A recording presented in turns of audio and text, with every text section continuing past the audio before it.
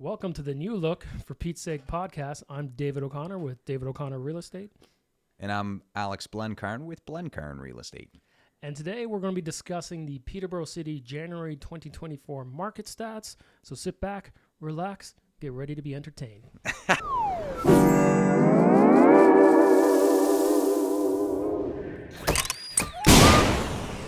Happy New Year, Alex. Happy New Year, brother. Got a new haircut again for the video. And Every 2 days, right? yeah, let's get a kombucha going.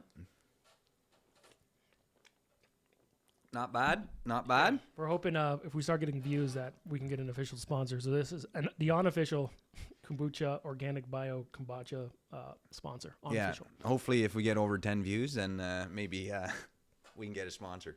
I figure with family we get at least 10, right? I hope. All right, brother. So what's new? What's going on? Let's see. What is going on? Real estate market, we're going to get into it, but I feel like, spoiler, starting to pick up a little bit. Yeah, starting to pick up a little bit, I think, for sure. Here's a hot topic. RBC comes out last week and says the spring will be the bottom in the GTA. What do you think? Agree, disagree? My personal opinion, I thought the bottom was, December. Well, December is always low, but January, to me, felt like the bottom because I feel like things are already starting to trend up. Yeah, I think on a week-to-week basis, even a day-to-day basis, I feel like buyers are coming back. Still not a whole lot of inventory. It's February when we're shooting this, and it's crazy. I don't know if it's because sun's out, guns out, or what's going on, but people are back shopping for homes. And it's February, and the rates are the same, relatively speaking, as they were in December when nobody wanted to buy. Well, I think, the Bank of Canada met. They held rates, but what's almost important as the rates is the messaging. Right? Yeah. So it definitely seems like there's not going to be rate increases. Makes buyers feel a little bit better. When they meet next, maybe they hold again. Maybe by mid-year we have a rate reduction, which would really probably open the floodgates. But I think ultimately buyers and sellers have been kind of waiting on the sidelines because it's been a tumultuous market the last couple of years. And the reality is people eventually, they have to go. Yeah. They have to go. And it seems like if we hit the bottom, we're seeing some positive trends. Now, things can change week to week, day to day almost. But I think when you get the market rates hold with some positive messaging, I noticed that properties that were sitting for like 40, 50 days are starting to get like scooped up. So we're not really seeing it because it was existing inventory. But as you just mentioned, like we're starting to see a little bit of lack of inventory. If the buyers come back this spring, we get some more news on the rates, like we could spin potentially back into a seller's market by mid-year.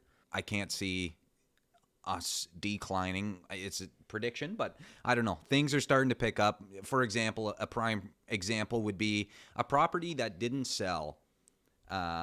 Let's call it at 540. It didn't sell at 540. Canceled in December. Relisted again mid-February. Sold over list, unconditional in 2 days. The same property, the same price, the same rate environment. Yeah, and in some cases, you've seen a property sitting for a month that goes into competition. Yeah, like I don't know what's going on other than the sun's out and people are ready to party. But anyway, let's hop into January 2024. We're at 589, 933 for the average price for a residential home in Peterborough.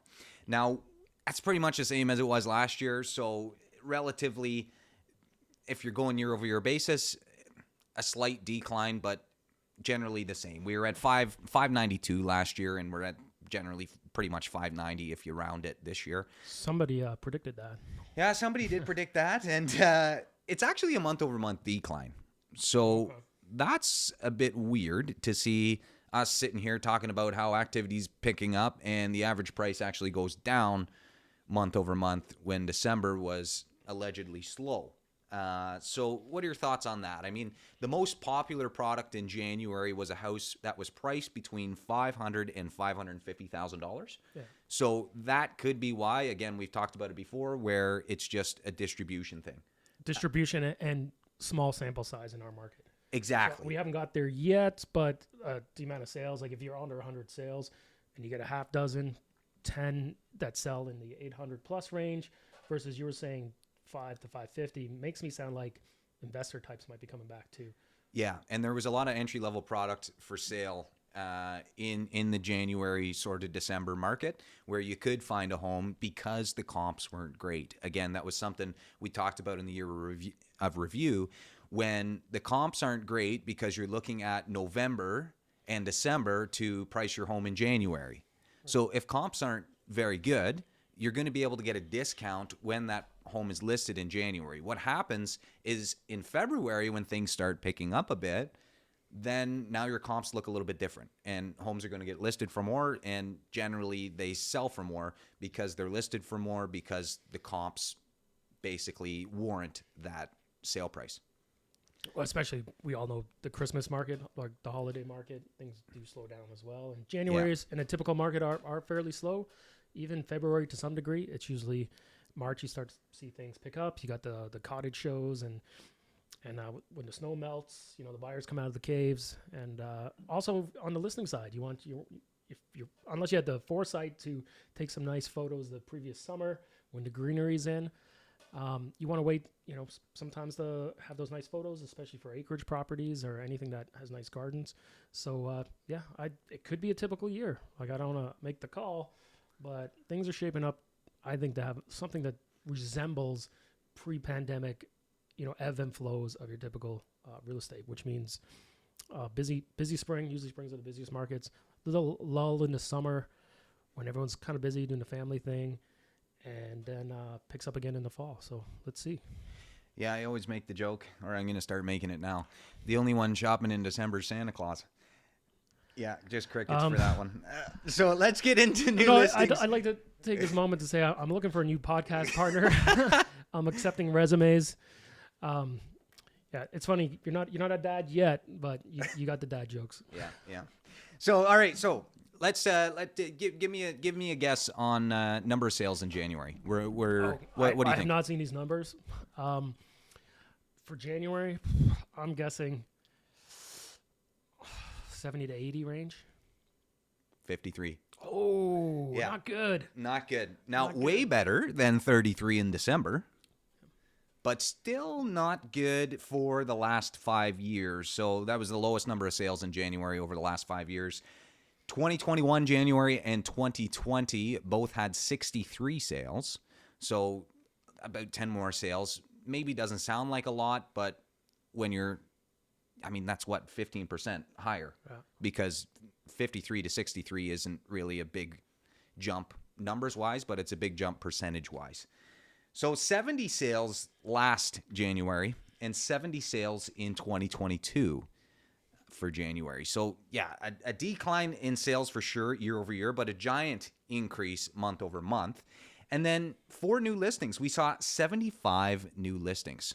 So that only leaves about 12 homes for sale at the end of the month, which is new listings minus number of sales. So not a whole lot of inventory left over at the end of January. And I think that's what we're seeing right now in February. There's not a lot to choose from, and there's a little bit more buyer demand. And because of that, we're starting to see properties sell for a little bit more. Now, another thing to note, almost double the amount of new listings in January compared to December. We had 36 new listings in December, and we've got 75 in January. So what do you make of that? Why are people listing their homes in January more than they were in December? Well, it seems fairly standard in the sense that it's usually not a good time to list your property right before the holidays. I find by mid-December, a lot of people, especially buyers, shut things down. So you're not usually going to get your bang for your buck. And if anything, the active buyers tend to get deals in those markets. So if I was advising a seller and they wanted to go in December, I would talk them into holding to maybe the second week of January. You want a week for people to get back into routines after the holidays, because you want to make that big splash when you hit the market is huge. So, and I feel like the best deals are around Christmas or sometimes long weekends. And that, I guess, brings us to the point of, okay, the best deals are around Christmas. Does it make sense to shop around Christmas? And again, this comes back to what we've talked about before of, buying a house is so important and it's such a big decision. Even though the best deals are around Christmas, maybe there's not as much inventory to choose from. Maybe you can get a good deal on the buy side, but, also maybe it makes more sense for your situation to wait until spring. Like I've talked to a lot of people that are wanting to wait until spring for whatever reason, whether it's a rate reason, whether it's more inventory to choose from, or whether it's just we shop for homes in the spring. We shop for homes in the spring and we shop for homes in the fall, and that's that sort of thing. What I would sometimes tell clients when it comes to the spring market, especially if it's a more traditional year, is if you're listing, you kind of want to be part of that first wave before there's a lot of inventory. I find that first wave, when the buyers are back, the first wave of listings can do really well. And then, usually by the end of a typical spring market, it gets a little oversaturated, and the buyers have more options. Yeah, so let's hop into these last two stats here, and we can discuss a little bit more about maybe what's happening currently. So last stat here, we've got the average days to sell a home in January. It was 42 days. Now, that sounds like a lot, but we're down from 51 in December. So 51 days to sell your home in December on average, and we're 42 days to sell your home on average in January. Then we've got another stat here, which is the close price to list price. So this is what a buyer paid for the property versus what the property was listed at. And we're at 97%, which is generally identical to what we saw last January and what we've seen in 2020 as well. That was at 98%, and we had around 97% last January. Where it starts to get crazy is the COVID-19 market. January 2021, close price to list price, homes sold for 106% of what they were asking. In 2022, that jumped up to 119%. Now, again, that's not typical. Typical is just under list, and that's what we saw in January. So it's encouraging to see, okay, maybe things are starting to pick up, but you're still getting a home for generally slightly under list. So, it's a $500,000 list. Maybe you get it for $480 sort of thing. And that's sort of what we saw in January.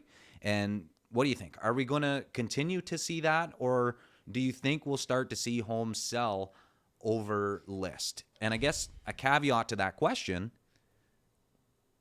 the reason they sold over list is because they were holding offers. Yeah, that's what I was going to will we see that environment in Peterborough in 2024?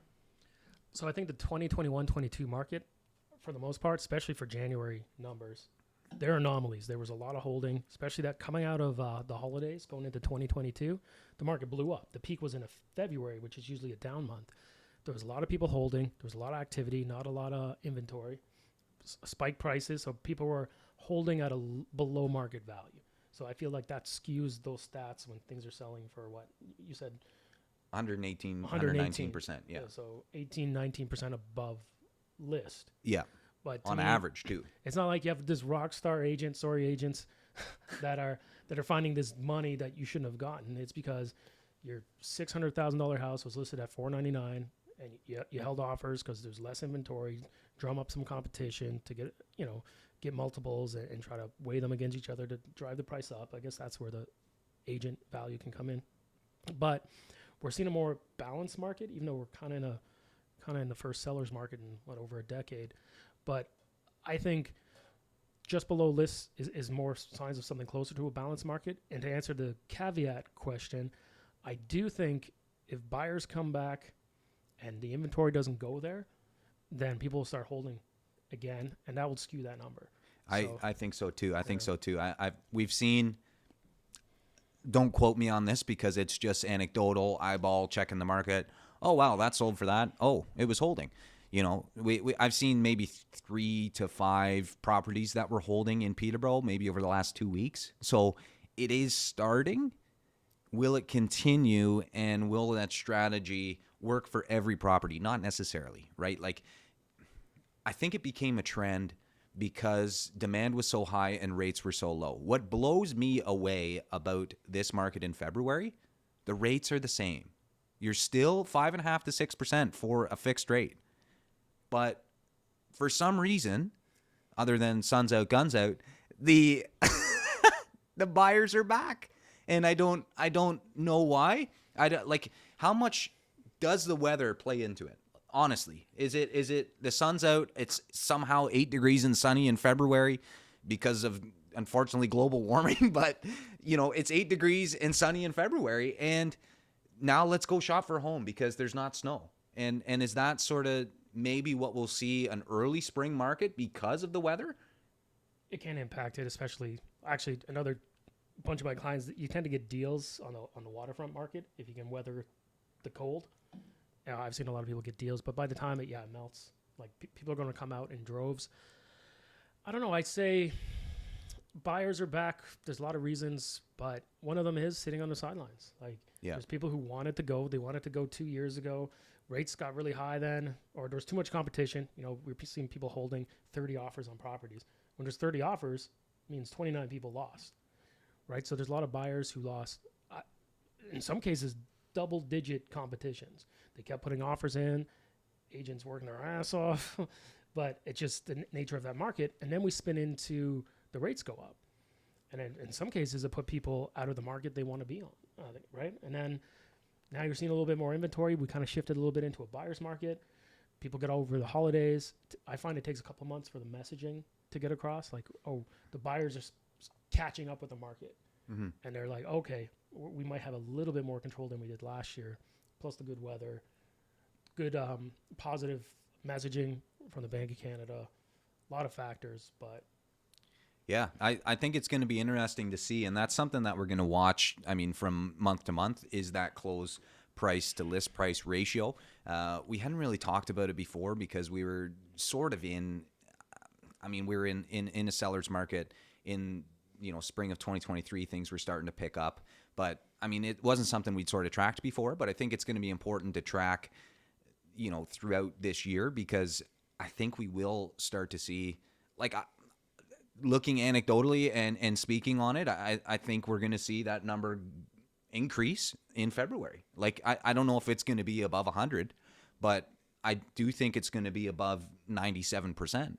So it's going to be interesting to watch that and see sort of what's happening. Now, it's tough to track on a month-to-month basis. It's definitely important if you are thinking about transacting in the market that you do speak with a professional, because they will know what's happening day to day. They will know, okay, are things starting to pick up again? Should we list our home? Yes, okay, give me a call when things are starting to pick up. Maybe it's second week of March and we start seeing stuff selling in 7 days, or we start seeing stuff that didn't sell in November sell in 3 days, overlist unconditional.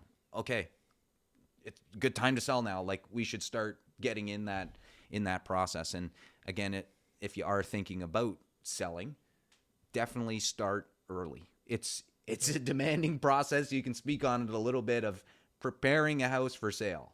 You've got to do your decluttering, and it's not easy, especially if you have kids, but it's not easy even if you don't have kids to come home from work at 5 and start working on your house. It's not always fun, but what makes it a little bit less stressful is if you start 4 weeks, 5 weeks in advance. Yeah, that's one thing I tell my clients is you got to be ready to go.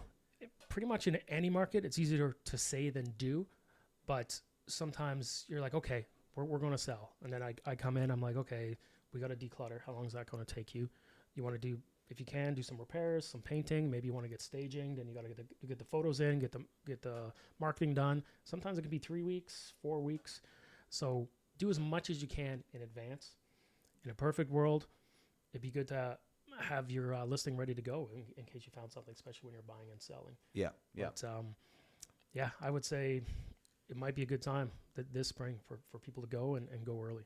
Yeah. And then I guess final question of the podcast.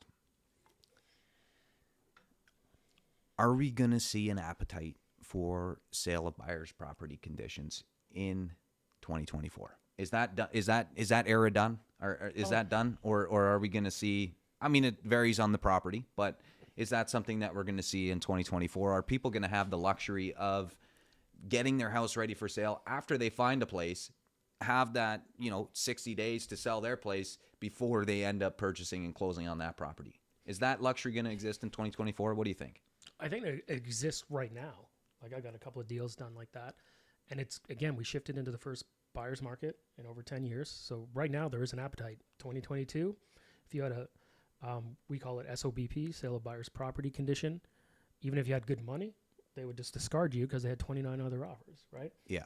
So we were seeing a lot, and we look at the recent sales, and we can see what conditions are on things. There was a lot of stuff in the last 3 months, maybe 4 months, being accepted with sale of buyers because the buyers had a little bit more control.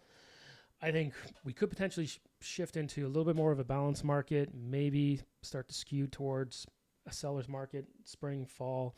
But yeah, I think you'll get some, not like 2022. It won't be a huge appetite, but some people can get it done with a sale of buyer's property. But what we just talked about earlier, you can't usually, that condition is you can put in place for 3 weeks is kind of the standard. Maybe you can push it to a month. So that means to have no risk, you have to sell your house firm. Mm-hmm. That's what I explain to clients is you found something great. Oh, you're going to be 3 weeks to get your house ready. Well, usually that condition, if you're going to get the house, like the seller where you're purchasing, if you're going to get them to accept that, they're going to vet your property, ask you how close you are to go to market.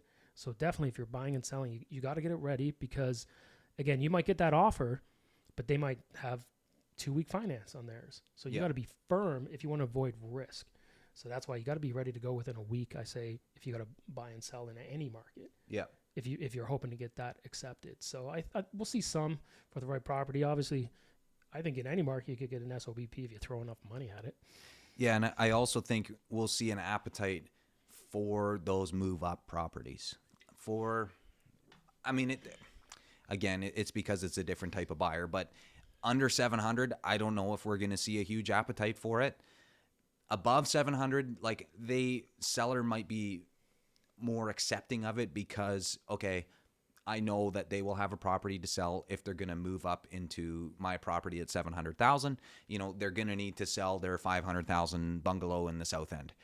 So I think there's a little bit more of an appetite for it in that type of property. Again, I actually anecdotally had one last week that got the SOBP accepted. And again, that was above the 700,000. That was a move up property. And yeah, so there is an appetite, I think, right now for that type of condition. If it's a move up property, again, let's see what happens in the spring. Let's see what happens in the summer. It does depend on market conditions, but I mean, that is the best scenario. If you're thinking of moving, that's the best way to do it. Least stressful, best way to do it. Yeah, I know we've been hammering this point, but just if you're selling, just be ready to go because then you can take advantage of those like little micro markets. Like it might pick up for a couple of weeks, and you might miss them. Like I saw this at the peak in February 2022. People saw that peak and they're like, "Awesome, I want to sell now." And it was a month before they could go to market. Still did well, but didn't hit that peak. Yeah. So you're setting yourself up for success if you can be closer to going. And then on the buyer side, we've talked about this in other podcasts, pre-approval, and not the person at the bank's going, I think you're good. Yeah. We're saying in writing, you were like pre-approved for this amount. That being said, and again, talk to a mortgage professional, you might get pre-approved. We do have a little tip. You might get pre-approved for amount. Say you come into the bank, you get pre-approved for 600. That'd be sweet. Yeah. This is your year. But then you buy a property for 550. You're like, I'm golden. Yeah. But then the bank wants to, they're going to look into their investment because at the end of the day, they're thinking worst case scenario, you default, like what's this look like for me? And if they think it's worth 500 and you overpaid for it and you have a small deposit, you're not going to get approved, even though, your numbers work that you could afford a place like that. But that's not, they look at that, but they're also looking at the investment. Yeah. They want to make sure if it defaults, they take control of the property and sell it. They're going to make a profit most likely, or at least break even. Banks have really tightened up. Heads up. We used to do 5-day finance. I think you got to put 10 days on everything now. Yeah. The banks, there's more rules. There was a lot of fraud during the pandemic. I feel like just turn around at the bank. You got to get the 10 days in there. I used to be, you see finance on most deals and it's like a formality. Now you're seeing a lot of deals, a portion on falling apart on finance. So there's my few tips. Yeah. All right, folks. Well, thank you for watching. Thanks for listening. It's been another episode of the For Pete's Sake podcast. I'm Alex Blencarn. David O'Connor, and we'll catch you on the next one. That's all, folks.